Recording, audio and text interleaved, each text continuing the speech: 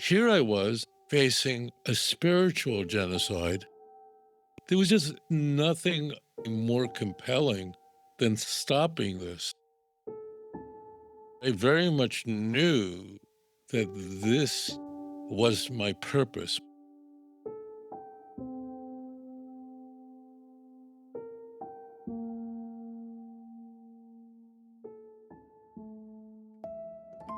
You're listening to 7613, The Chosen Path, a podcast that showcases Jewish converts, Noahides, born Jews, and those deconstructing Christianity.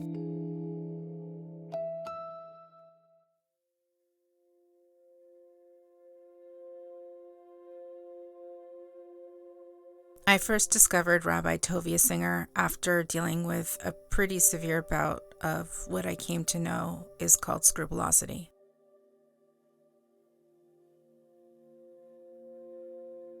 It's a form of religious OCD.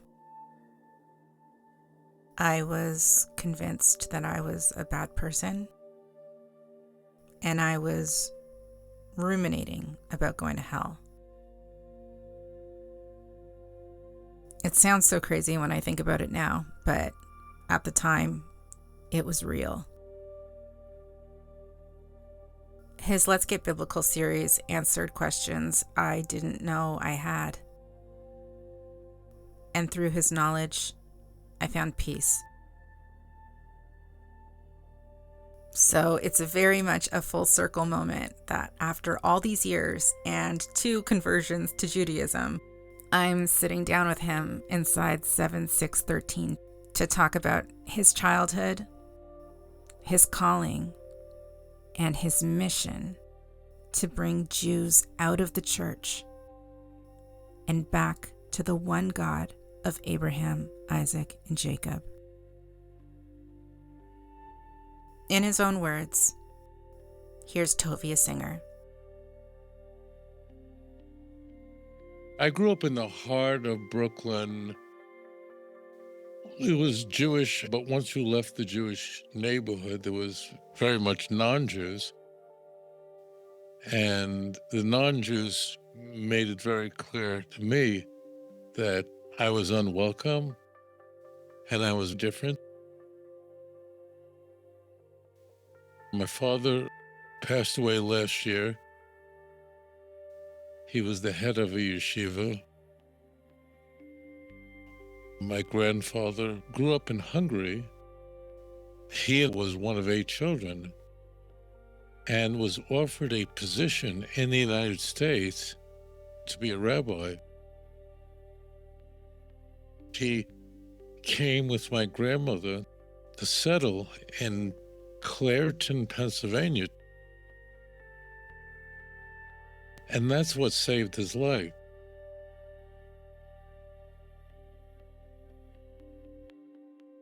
The rest of his family stayed back in Hungary.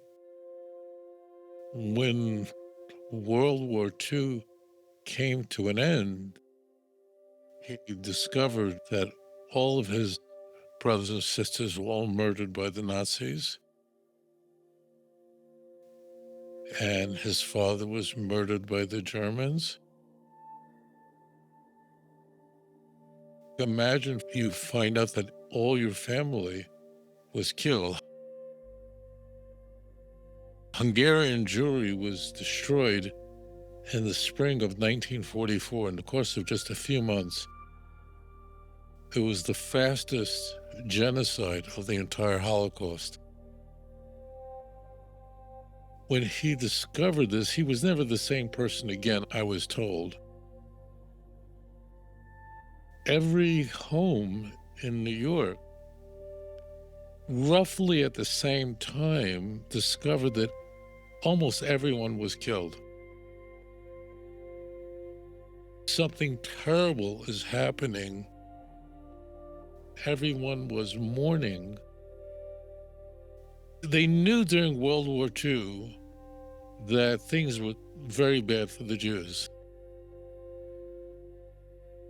There were rabbis who tried to stop it. In fact, 100 rabbis gathered in front of the White House during this time begging for an audience with the president to do something to stop. And Roosevelt wouldn't let them in. His advisors were not people who had any affection for religious Jews. European Jewry was destroyed. No one imagined the scope and the magnitude of what had occurred. People were sitting on the floor in mourning, and everything was lost. I would ask those who did manage to survive Auschwitz, what happened there? What was it like? And people just looked at me odd-eyed, like, how can I possibly convey to you?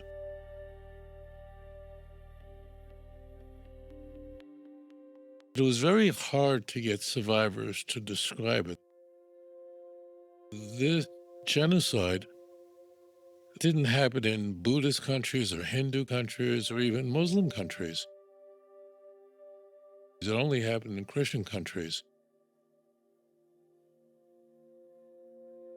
And the people who actively participated were all Christians. As a youngster, there was a Catholic church, Holy Ghost. I kind of knew somehow that they believed something that was predicated on Judaism, but there was a statue of Mary in front of the church. I couldn't understand why they would have statues. I couldn't understand why they would spit at you, throw pennies at you, tell me that I killed Jesus. All we were doing is studying. So I quickly realized that I needed to avoid Christians, which I did. I started public speaking in my 20s. Christians were very nice to me. They would talk to me and sit down with me, and they had a deep love for Israel. Nothing like Christians I had met as a child, that was for sure. I had to sort that all out. I couldn't understand why they would believe that Jesus was God, but I knew that they were somehow connecting themselves to us. I'm also trying to help Jews who become Christians, which to me was mind-blowing. That's when I had to really delve deeply into what it is they believe. It's one thing that Jews were forced to convert to Christianity in the medieval world, but of all religions, why would you join the religion of those who hate you? It would be like a black person joining the Klan. That just doesn't make sense. I was very sure that this was not acceptable. Nothing was more important to me than stopping groups like Jews for Jesus, which is a Baptist mission to the Jews. Jews should not be in the church. I wanted the Jewish people home. I wanted Jews who had converted to Christianity to return back to the Jewish faith. I learned about Christian theology, the Christian Bible. I changed my view about Christians because when I read this, I said, oh, you were reading this. That's why you hate me. You're not crazy. Your head's been filled up with this material. And now I understand why you can't stand me, because of the gospel, the way the Jews are portrayed. I knew this was a religion that had attracted well over 2 billion people. People really, really believe this. But why would you believe that? Because you have Tanakh.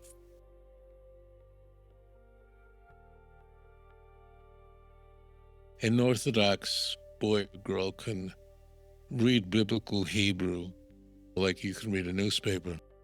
Given that I come from studying Hebrew. It's basically a first language.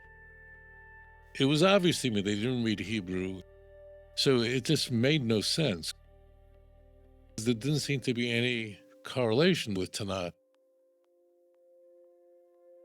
Christians were raising important questions that had to be addressed, and there really wasn't anything out there taking this apart.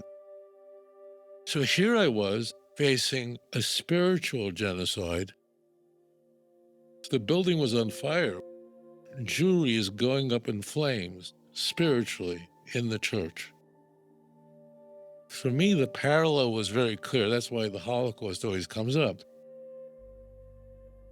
If you were a Jewish woman in 1942 and you knew what was going on, there'd be nothing more important to you than stopping the Holocaust. There's no backup plan. We've got to stop this genocide. I have a chance to do that now. Can I prevent complete, utter annihilation of the Jewish people spiritually by Christians? I very much knew that this was my purpose. No one could have ever imagined internet or an email or any of those things. I thought it would be a good idea to organize a proper explanation. I thought, you know what, I'm going to do a lecture on Isaiah 53. No one had ever taken all 15 passages apart, 52:13 to 53:12. It requires an explanation. I'm going to record this lecture on cassette. It turned into a 3-hour presentation, and people sat there and were gripped by it. And those became crazily popular. Many, many Jews left the church, and many non-Jews wanted to be a part of the Jewish people, which was very surprising to me. As it turns out, a very large number of them discovered that they were Jewish all along.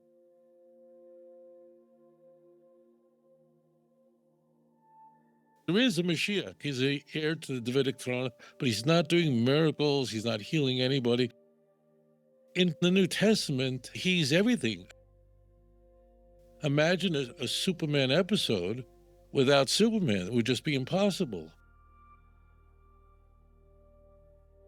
If you said anything that was unflattering about Christianity and gratuitously so, it just was very repelling to them, and I understood that.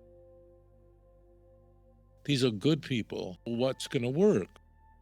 In the early days, it was good because no one knew who I was.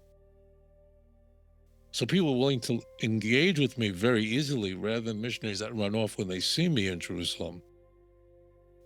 I wish I had the anonymity today that I once did.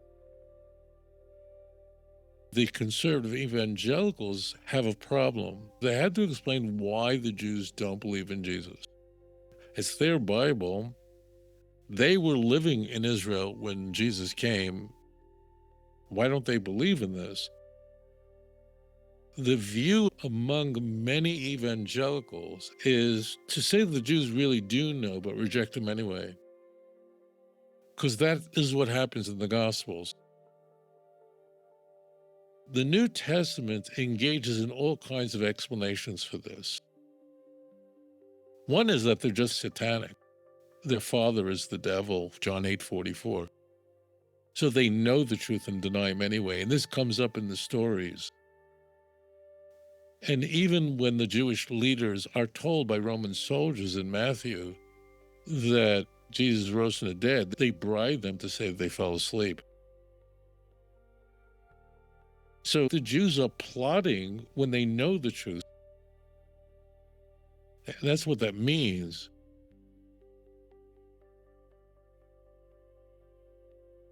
The idea that the Jews are the devil, if you watch Candace Owens, she's regurgitating that. Jews are the devil, they're demonic. And that's why they're so successful in this world. Because in Paul's letter to Corinth, He literally says that the devil, Satan, is the Lord of this world. And therefore, if they're the devil, they should be eradicated. We have to get rid of them. And that's why Jew hatred is different than other bigotries. We're not the only people who are hated, but bigotry against the Jews is exterminationist. So this is a pervasive view that comes through in the Christian Bible, particularly in the Gospels. The unnatural branches are grafted in, and the natural branches are broken away. You're becoming the Jew. And this is part of God's grand plan to have this period where the unnatural branches would become those who are saved. Christians who believe in replacement theology use Romans 9 through 11 to prove their point. The idea is that the Jews willingly reject Christ, and that's why they can never return back to Israel. All the commandments are just a shadow for the future, and the Jews willingly turn their back on Christ. If Paul is correct that the Jews were blinded deliberately, supernaturally, then why are you angry at us? We want the good and the evil. We want that. When I read Isaiah or Exodus, it's like your favorite song. Think about your favorite song. If anyone dared play that song and you're there and they just miss one vibrato or the tempo was just off at just one point, you would say, what are you doing? That's like my favorite song. That song moves you so much. So things that are very bright and beautiful are very memorable. And those things that are very dark and ugly are also very memorable. Now my world is enriched in that I really care about Christians, and I just want to help them in a way that's meaningful and thoughtful.